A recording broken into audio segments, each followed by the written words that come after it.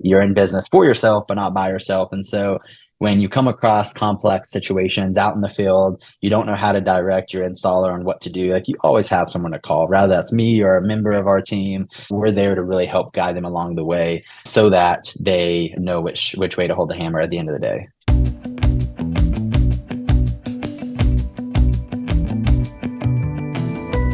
Hello, everyone, and thanks again for tuning into the latest edition of Fran Coach's Franchising 101 podcast. I am Tim Parmeter, founder and CEO of Fran Coach and your podcast host. Today, we're going to welcome one of our franchise partners to talk all about their brand. And today's franchise is a home service franchise. Oftentimes, when we talk about the service brands, we talk about the beauty in the unsexy business models. And this is very, very true. But this franchise is actually kind of sexy. It's a high-end home service that falls into what we refer to as the enhanced category. It's also strategically poised to allow owners to scale large operations due to multiple revenue streams and the ease in owning multiple territories. Sounds pretty cool, right? But before we get to this amazing franchise, let's do a quick reminder of who we are. And Fran Coach is a national search firm dedicated to working with individuals like yourself interested in owning a franchise. We're partnered with over 600 franchises in about 70 different industries. And we have two real goals. Number one is to help you get properly educated on franchise ownership to determine if this is a path for you. And second goal is, if it is the right path, what's the best franchise? We're going to work tirelessly to help you figure that out. All right, so that is a little bit about us. Now, let's get to our guest. And joining us today is the founder and president of our featured franchise today, which is called the Designery. So joining us is Mr. Casey Ridley. Casey, how are you today, sir? I'm good. How are you? Thank you for having me. Oh, my pleasure. Looking forward to chatting with you today, learning about this amazing concept that is the Designery, and really want to kind of be able to share this. This is a franchise that like I'm super intrigued by, and so I think it's something I hope our like 5 or 6 listeners that we have to all of our podcasts will enjoy it as well. But before we get into all this stuff about the franchise. Franchising in general it's a people business, and I love hearing stories. And so when I introduce you and bring you on, you've got one of those fancy words in your title called founder. So you're not just the president of this bad boy. I want to hear kind of your journey to one, entrepreneurship, because you founded a business, which is super cool. And then you've kind of, weaseled your way into this crazy thing called franchising. So give us the Casey scoop. Yeah, absolutely, Tim. Thanks for asking. I could ramble on for several minutes here, so I'll try to keep it concise and short. But to kind of go back a little bit about myself, I always loved entrepreneurship. I just didn't realize that's what it was called. And I actually started my journey in pre-med, and I went to college at the University of Georgia, big Georgia fan. During that time, I was, full-fledged in medicine, and I knew that I loved the ability of a surgeon to kind of, make a little bit more of their own schedule once you get to a certain type of tenure, potentially have your own practice and so on. But I didn't realize that it was the entrepreneurship side that I loved. Well, lucky for me, everything happens for a reason. I was in chemistry, and after my first exam, I quickly realized that medicine maybe wasn't for me. And so I went to my advisor, was like, all right, I got to make a switch. What does that look like? Switched into business, and I just found my passion, and specifically in entrepreneurship, got very involved in the entrepreneurship program, created several patents, created several companies, went through different accelerator programs, learned a lot about lean startups, how to, just grind, right? What it really means to be an entrepreneur. Everyone looks at entrepreneurship as this glamorous, entity and, money and wealth and status. But in reality, it's so much grinding and effort and sleepless nights and risk that you have to take to get there. And so I learned a lot about that and what it really means to be an entrepreneur. And so fast forward, I, graduated from Georgia, and I just knew that I was not going to go into the corporate world. I wanted to do something more, was very thankful for my education and for the time at my university, but I wanted to do something entrepreneurially. And so from that, my uncle was actually retiring from a surplus company that he had kind of started. And so I said, hey, this has the great, foundational building blocks of where I think I could take it further. And I asked him, if I could buy the company from him. So it was what you expect, salvage company, broken windows, broken doors, all those 9 yards. But I knew it had the right building blocks. And so I quickly came in, earned respect from the staff that was there, and then of course started evaluating the business model. How do we improve it? How do we change? How do we grow from there? And then of course rebranding it to the Designery came shortly after. As we went into additional locations. And so that's kind of a quick summed up version of how I got into entrepreneurship. And it has been a wild ride, and I can honestly say that I've never looked back. It is a glorious ride. And for anyone else that is listening that is maybe thinking about entrepreneurship, or they are an entrepreneur already, it is just such a beautiful thing to really take your life into your own hands and do something about it. I think a lot of people talk about wanting to do something, but when you actually do it, and it's just opens up a door that you never realized is there. So entrepreneurship is great, and I'm happy to be here. Yeah, and people never go back, right? And I think especially once you get into the franchise world, you've gone through all the pains of creating this thing to give your franchise owners a much easier path. Not easy, but easier, right? There's still hard work, but people don't like, oh yeah, no, I just want to go back to work for somebody else. Like, right? No way. So I'm a little surprised. Casey, I don't see any like Georgia Bulldog stuff behind you. You got fake books, which clearly those are fake. Don't tell me they're real if you've read them all. Okay, so but no Georgia Bulldog stuff back there. It's close by, right?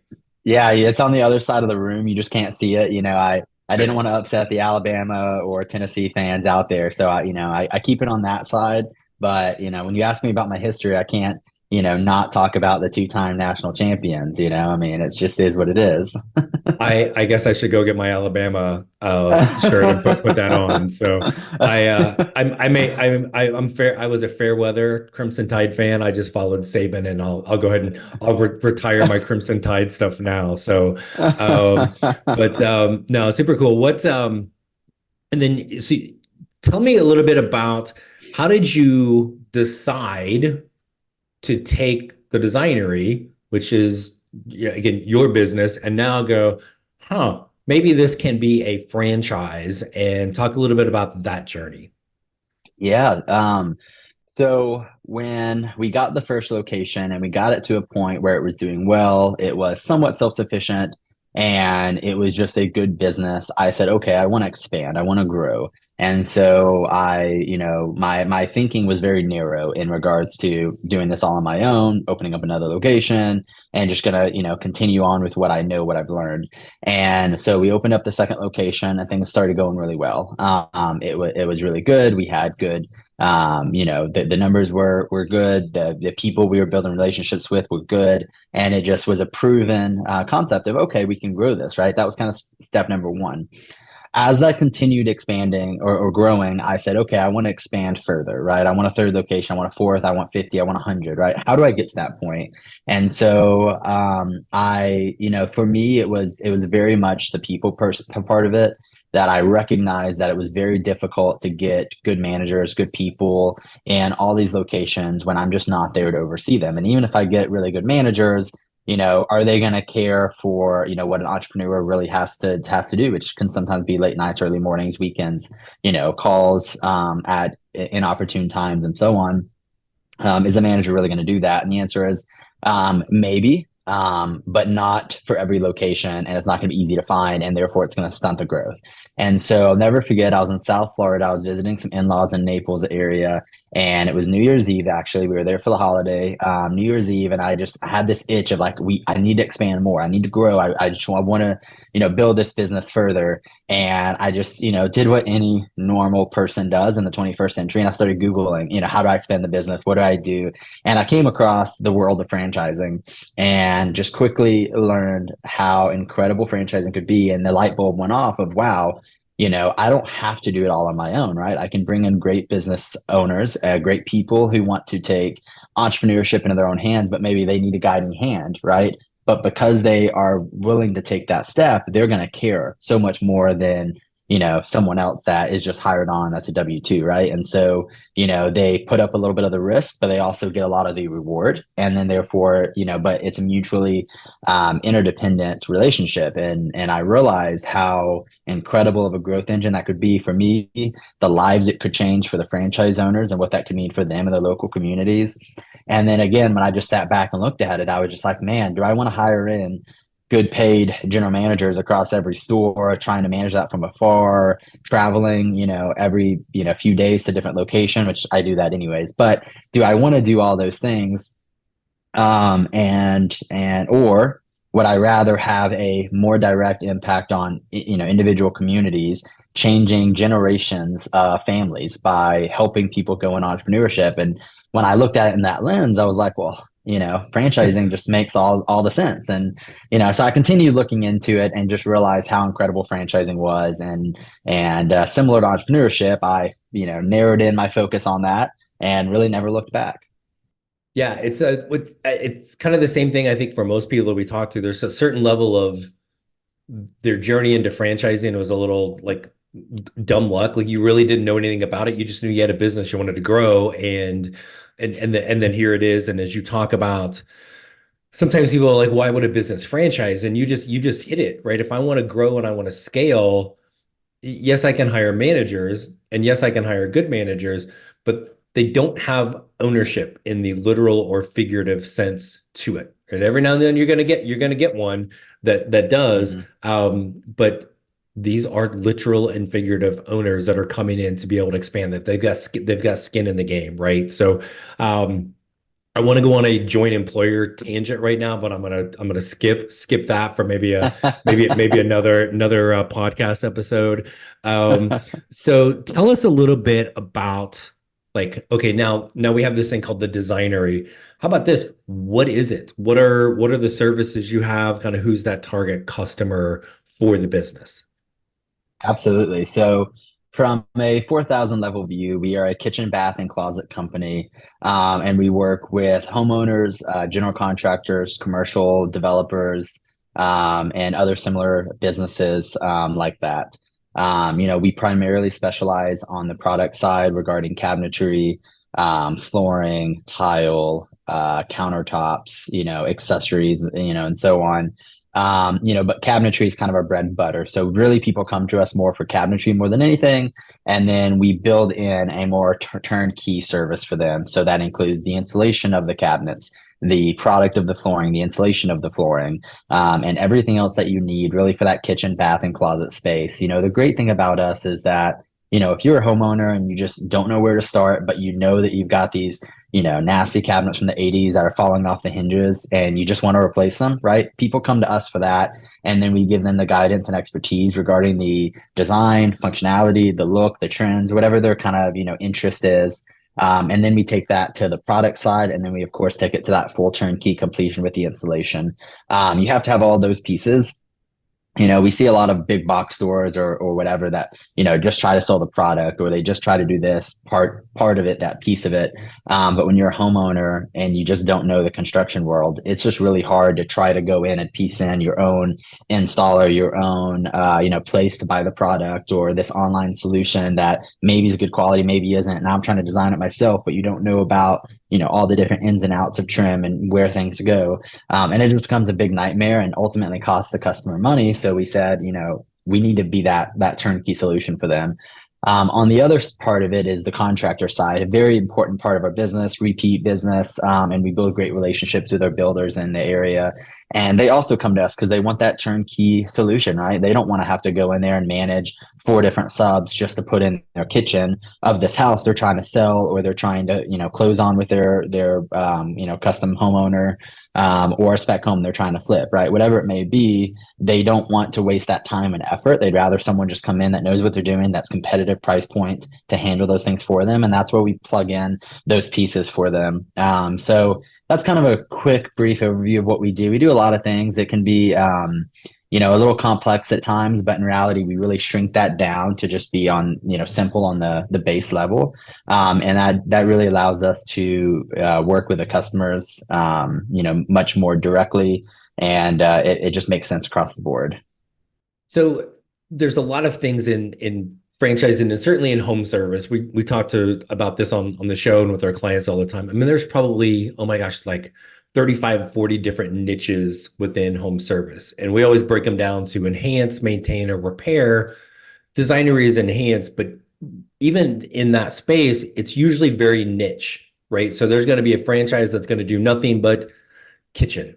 There's going to be another one that does nothing but bath. Another one does nothing but floor. Another one does nothing but like closets, right? There's one that just Hmm. does cabinets, right? There's one that just does countertops, right? Like there's one that does flooring but doesn't actually do the flooring. Like it's the weirdest thing, right? So what I love about this is when you can get in front of a homeowner, your Designery franchise owners basically are always going to be able to say yes. Hey, can you guys do this? Yes, we can, right? Versus Hmm. going, Hmm. no, we can't. I mean, maybe we can refer somebody, but we are like you basically own the home, so to speak, with Yep. this. So yes, it may be a little bit more complex at times because you've got to learn the different things.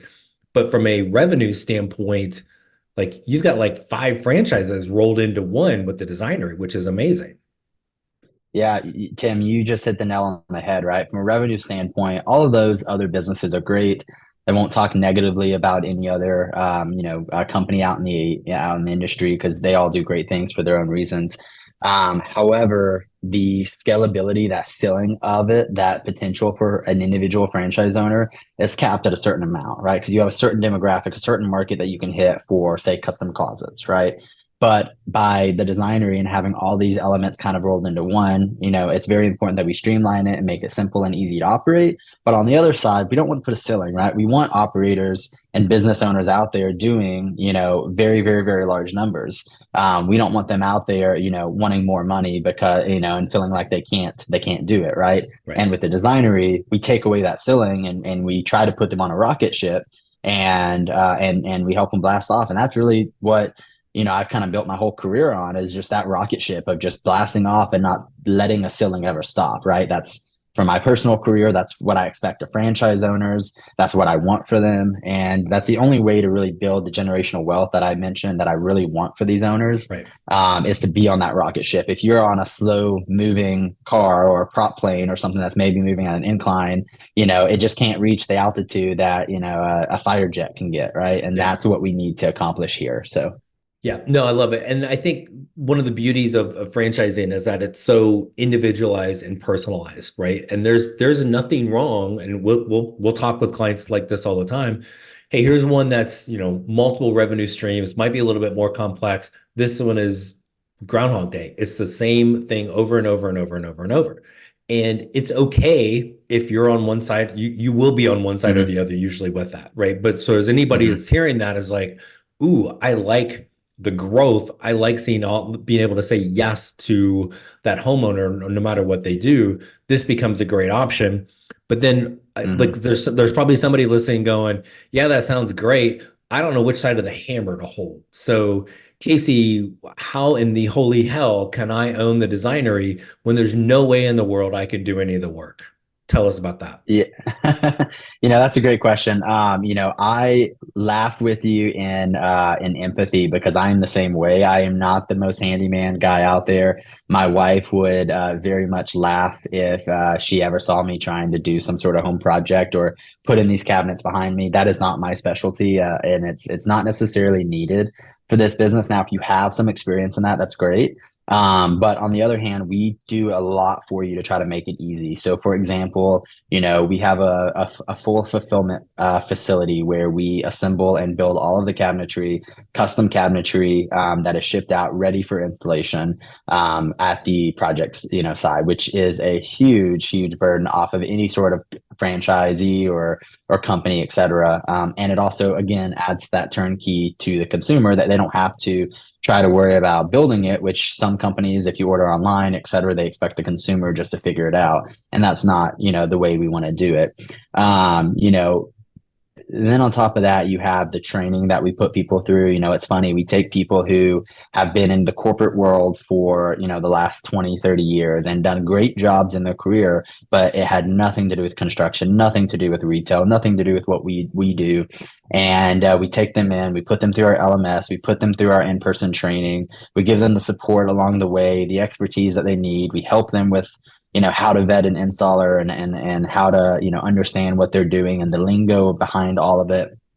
Um, and very quickly you start seeing there's just those light bulb moments of these franchise owners who didn't think they could ever do something like this. Maybe they just had a little niche for HGTV, or they liked the design aspect and just thought that was cool. Maybe they remodeled their own kitchen and realized how much of a headache it was dealing with other people in their area. So they were like, hey, this is a great solution. All of those things, like I see that all the time. And then these franchise owners come in and scared, right? Quite frankly, because they don't know how to hold a hammer. And then by the end of it, they've just got, a very large piece of it figured out. But what's so great about franchising, as this, is, you're not in business by yourself, right? You're in business for yourself, but not by yourself. And so when you come across complex situations out in the field, you don't know how to direct your installer on what to do. Like, you always have someone to call, rather that's me or a member of our team. You always have someone to call. And if that person doesn't know the answer, then it's going to go to someone else and someone else. Like, there's always someone, that know the answer. I mean, we have people who have been installing for, decades who are on staff. We have people who are, business owners, like myself, who understands that side of it. We have, great franchise experienced people as well on staff, great marketers on staff. So there's always someone who can give you their professional opinion to kind of help direct you and guide you. Ultimately, it's their business. It's their decision for 99% of things, but we're there to really help guide them along the way, so that they know which way to hold the hammer at the end of the day. Gotcha. And even when they know how to hold it, don't hold it. Like, we're going to talk about that staff that's actually doing it here in a second. Yeah. But hey everyone, I want to take a moment to spotlight one of our premier franchise partners, First Team. First Team is a content restoration company. What is a content restoration company, you might ask? Well, everyone is familiar with the companies that come clean up the mess after an emergency, like a fire or a flood. Those companies come clean up the mess and put your house back to livable, but they don't touch your actual stuff. First Team is there for what really matters, your stuff. Like furniture, clothes, photo albums, even your killer collection of baseball cards. Since it's easier to repair than replace, insurance companies love First Team, and all of those emergency restoration companies you see everywhere, not only are they not your competition, but they are your referral partners. Also, since First Team doesn't do the emergency part, their owners enjoy a great 9-to-5 type of lifestyle business, a steady stream of insurance and referral-based customers, and as part of Empower Brands, First Team owners receive training and support that is second to none. Here at Fran Coach, we'd love to help you find the perfect franchise known, and maybe, just maybe, it is First Team. So get in touch with us today to learn more about becoming a First Team franchise owner, and let us help you create your better tomorrow. Hey everyone, I wanted to take a quick break from our podcast to tell you about our amazing friends at Entrepreneur. If you're looking to become a franchisee or simply learn more about business ownership, and guys, let's be honest, you're listening to the Franchising 101 podcast, so we know you have some interest in this. And I really encourage you to go to entrepreneur.com to check out all of their great content and resources. Seriously, Entrepreneur has everything, all the way from a bookstore to the best podcasts, webinars, and videos, plus information on upcoming events and the latest articles that seriously, they cover all aspects of franchising and business ownership. If you're having trouble deciding which franchise is right for you, start with Entrepreneur's renowned Franchise 500 ranking, which highlights the best franchises of 2022. For 45 years and counting now, Entrepreneur has been and continues to be the most widely recognized and respected authority in the franchise market. Digital and print subscriptions are available, so you never miss out on anything. So seriously, what are you waiting for? Go to entrepreneur.com right now and learn more. Talk about some of the things that you guys look for in an owner, right? They're not the doer out there installing stuff all day long. But I think kind of twofold. One is You guys are have owners that are coming in full time, but you also have the opening for semi-absentee owners, right? Mhm. Let's talk about that full-time owner first. What, like maybe a day in the life? What are some things? I know it can range, but a kind of a typical day, a typical thing that they're doing as an owner since they're not the one doing the installations. Yeah, absolutely. So, the day in the life and kind of the skill set that we really look for in an owner is someone that is charismatic, has a good sales acumen, doesn't necessarily have to be a ton of sales experience, and doesn't necessarily need to have, be able to go out there and get out there and sell right away. But they also need to understand sales. They need to not be afraid of sales. They have to be willing to overcome that fear that sales can be, right? Sales can be scary. And so a day in the life is they're out there selling and they're out there, leading their team to sell. They're also a little bit of a project manager, right? They're organizing their team, their showroom, and people at their showroom with their installers, with shipping, making sure that things are happening as schedule as it should. Like you said, they're not out there the ones with the hammer, with the drills out there actually installing the cabinetry or anything like that. But they also need to be able to schedule and be organized and just kind of follow those things. Now, software is a beautiful thing. There's a lot of elements like that we have in place that really helps people with organization, calendar scheduling, reminders, etc. But the most successful franchise owners that I see are people that do have skill sets for those sorts of things and sales. One of our locations in Quakertown, Pennsylvania, should love it if she knows that I'm mentioning her right now. But she comes from the corporate world, and she knew nothing about selling. She, didn't have any of those things, but she had a willingness to overcome that fear and to learn. And she tells me all the time how, Casey, I had no interest or desire of wanting to pick up the phone to try to call a builder or go talk to a builder or even talk to someone that walks in the showroom because that's not my personality. She said, but you know what? I did it because I was willing to overcome that fear. And now she's great at it. And she is just killing it, not only with her personal life and her family and her, available time, but also in her revenue and her sales and the dollars. And it's all because she had a willingness to overcome that fear and ultimately get out there and sell. So I would say that's for someone that's involved that is going to work directly with their team and help them, organization and sales are just going to be very important aspects that they need to, if they don't have it all the way, they need to be willing to pick up a book and learn more and more about it as they jump in entrepreneurship. Yeah. And sales sometimes is like this dirty word, right? And I think if people don't have experience doing it, they equate it to like cold calling, right? Like your owners aren't Hmm. walking up and down the subdivision, knocking on a door and going, "Hey, is your house a mess? Like, is it a disaster? What, like, does it need improvement? Can we help?" Like, you're not doing that. You're invited into the home, right? Through all the marketing that you're going to have in place. And so again, if I'm inviting you to my home and going, "Yeah, see these cabinets? Like, we got to do something. Can you help?" Right? Yep. Most people are like, oh yeah, I can, it's my business, it's my product. I can totally talk about that. Right. And then, so you've got the in-home version, but talk a little bit, because I think this is, you've got a cool, like you're meeting people where they want to be, right? Do you want them to come into your home, right? Or do I want you to come in my home? Or am I the person I want to go somewhere and see it? So you guys have, your owners have a showroom as well for people. So talk a little bit about what that looks like and kind of how the customers are coming in there, particularly and kind of what that experience is like. The showroom aspect is very important. We talked about the ceiling earlier and about removing that ceiling. Well, that's a part of it. If you have someone in a van with a few samples trying to drive around to customers' homes for measures and things like that, and that's how you're trying to sell, you're very quickly limited to an amount of time, the amount of distance, the amount of things that you can do with a certain person. Now you got to hire more people, and then you got to have more investments with trucks and so on, trying to do that kind of model, and it puts a ceiling on yourself that you're not able to grow past a certain point, or if you are, then it is a short runway before you hit the next ceiling and you've got to continue doing more and more and more.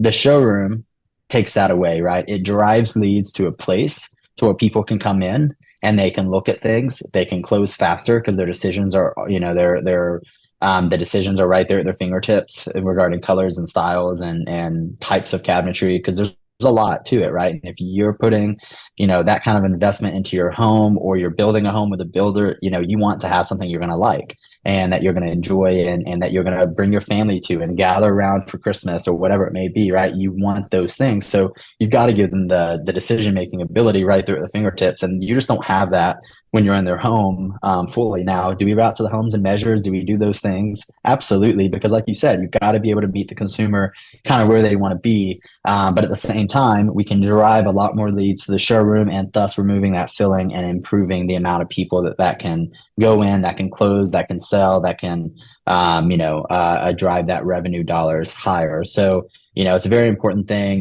We, invest heavily in technology and in processes. So, another aspect of that is, a consumer can only see their space a certain way in a certain lens when they're at their own home and they're trying to envision what that should look like. But when they come into the showroom, they're able to, now see their space in 3D renderings and elevations. They're even able to step into it virtual reality with a headset on. They can walk through their kitchen in the showroom and really see that space come alive and make changes in real time to their space. So that technology aspect is really important. And unfortunately, you just can't have all of those things out at the home. You can have pieces of it, but you just can't have all of it. And so therefore, again, it changes the time it takes to close a project and thus putting that ceiling on. So we want to remove all of those things and drive it to the showroom.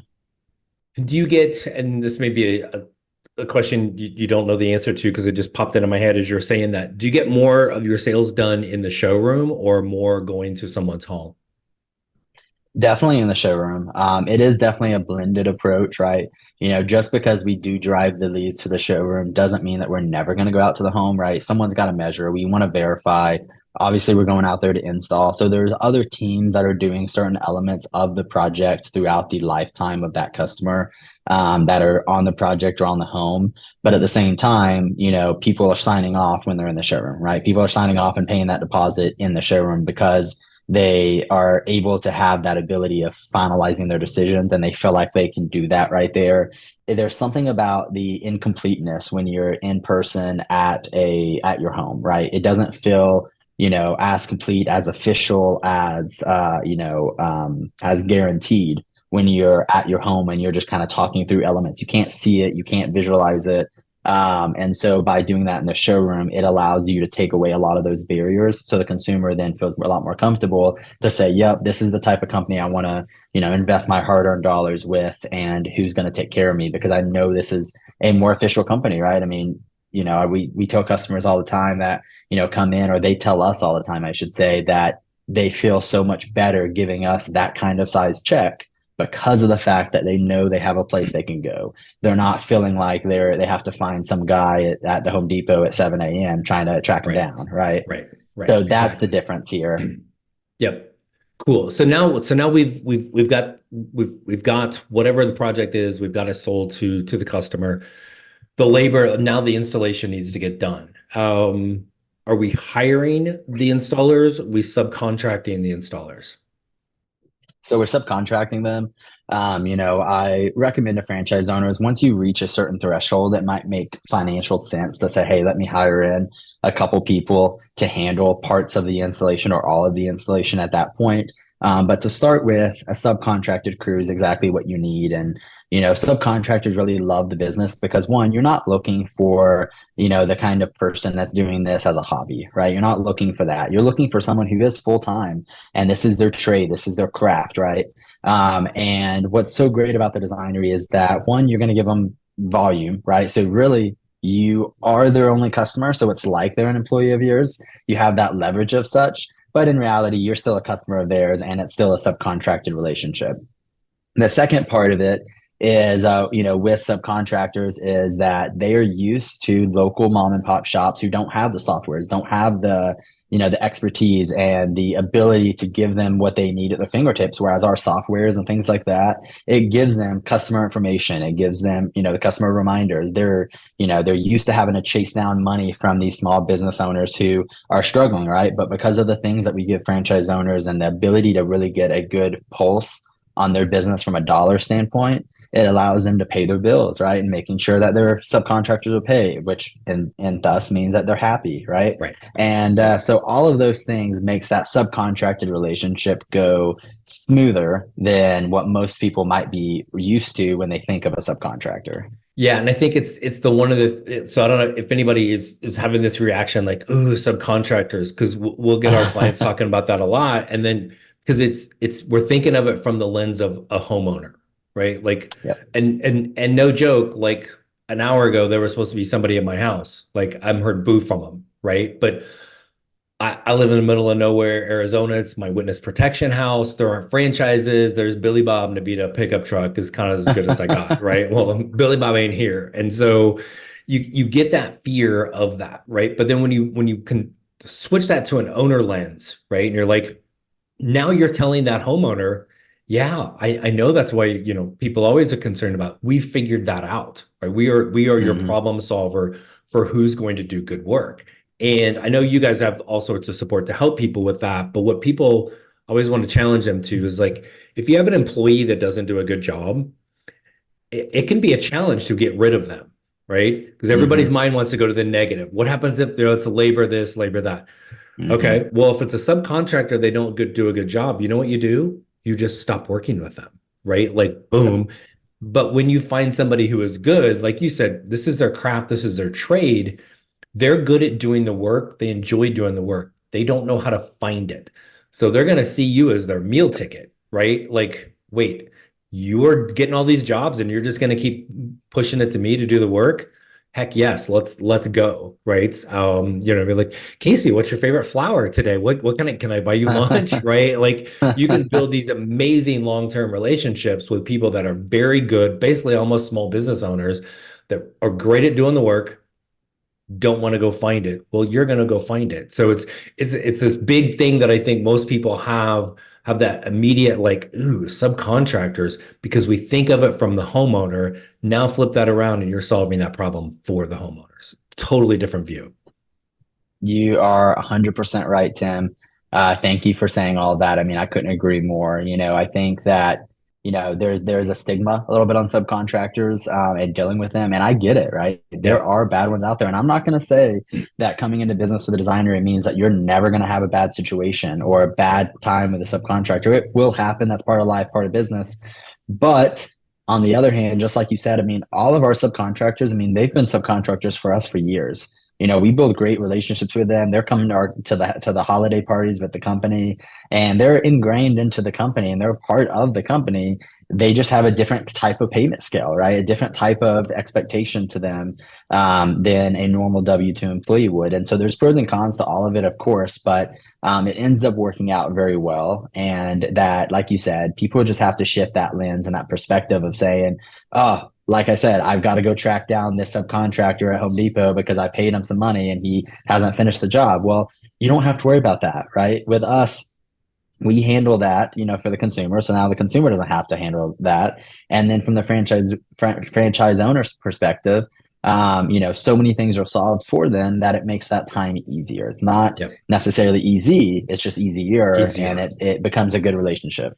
Yep, exactly. Casey, so I know greatly appreciate your time, and I love the concept of this with the designer. You've got all the different lines of business. The showroom is such a super cool aspect to it, and I love the technology side of things. So I think it's cool. You've got again, you're meeting the customer where they are, like mentally and in life, with what they need done. Sometimes people like to come in and touch it, smell it, taste it. Well, not that would be probably a little weird, but you also then can have the technology piece of it as well, right? So it's a Yep. little new school, old school from that standpoint. Easy to scale and grow this out. We haven't talked about it, but just for people listening, you can have multiple territories with this, and kind of, I think it's what, three up to three territories out of that one showroom if you kind of strategically place it. Is that right? That's right. Yeah, that's kind of the rule of thumb. Obviously every area is different. We have a franchise owner in, Alabama who has two territories, but it spans a very large distance, right? And she might say, hey, let me have one main showroom, maybe do a little bit of satellite showroom on the other side of this, et cetera. But then you have, in downtown Atlanta, a couple territories where maybe it does make sense to have one showroom. So, one showroom per 3 territories is kind of the rule of thumb. But I will say that every demographic and market is different. And so that's some part of the strategy session that we work on with the franchise owner is to say, hey, what does your blueprint look like? Like, what kind of business do you want to grow? And you tell us about your market, and then let's strategize together. Yeah. Because that's a lot of what business is, right? Is strategy sessions. And that's Yep. really what the franchisor is guiding them on is a strategy session forward. And you're helping again personalize it for each owner, each area, right? Sometimes people wonder like, well, how like is it going to be good in my area? And then like I'm like, if you could Mm. actually see the behind the scenes stuff of the mapping software franchises have, it's creepy how much information that they have, right? And so it's their job to know all those things. So last thing I want to throw at you, and then I promise I'll let you go, is and this is probably a loaded question also, but is there anything else about the designery that we've not touched on that you'd really want to make sure we know about today? The one thing that I will talk about that I think is important from a franchise owner perspective, but also the consumer, and the consumer is obviously who's paying everyone, right? And that's what makes the business go round. And that's that quality aspect of what we do, and that's very important, right? We hold ourselves to a level of excellence when it comes to quality. And so rather that's our cabinets that are all built like custom cabinets, so wood glue, brad nail, and staple. But we also then do the other touches with high end machinery like dovetail drawers, full overlay, dados, right? All of these cabinet lingos that, I'm sure you have no idea what I'm saying, Tim, but what it basically means is a really, really, really strong quality cabinet. Which is much, much better and much more superior than a lot of other type of companies in the area. Same thing with our flooring, thicker flooring, higher wear layers, granite quartz options on the countertops, very high end stuff going up to the very high dollar amount, but of course, still stuff that works with the builders' budgets as well. So, quality is a very important aspect. And I could go in a lot more detail there, but I think that's something people ask is, what's the quality, right? I want to be proud of the business. I want to be proud of the product that I'm out there selling and that I'm putting in people's homes. And we do too, right? We want it to be where people are gathering their families at holidays saying, check out this work that the Designery just did down the road. Right. They just did this in my home. Check this out. We have people that bring us muffins and, brownies and things like that because, the home is such an intimate part of someone's life, right? And you're letting a company into your home to do something that really matters, right? It's where you spend, I don't remember the statistic, I want to say 70 something percent of your time in your home is spent in your kitchen/living room area. Right. And, so it's a very important aspect of someone's home. And so that quality has to be there. And it's a very important aspect of us. It's something we work on every day is to just continually, improve and perfect processes in order to make sure that quality is perfect.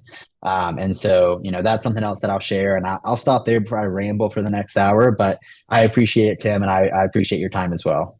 So behind you, is that a Designery product or is that like from IKEA or something? What do we have, what do we have behind you? Yeah, this is it would be bad if I said this was from IKEA or something, but Exactly. And if it was, just no, this lie. is all yeah. No, this is all Designery product right here. It's all full overlay. This is it's actually a new cabinet line that's coming out here. We just recently put this in my office. But it's this it's a special black from Sherwin-Williams that our Designery branded cabinets can't get anywhere else. It's directly from the Designery. And that's what this is. So full overlay, all soft closed doors and drawers, very high end stuff. But yet it's at a very competitive and attractive price point for not only the homeowner, but also the contractor or builder. So this is great stuff. Thank you for asking. Good. Yeah. Just now I want some of that stuff in my new house. So awesome. Well, Casey, seriously, man, thank you so much. It's been a pleasure for me and our team here at Fran Coach to work with Nancy, Christine, everybody at Homefront Brands, which you guys are a part of.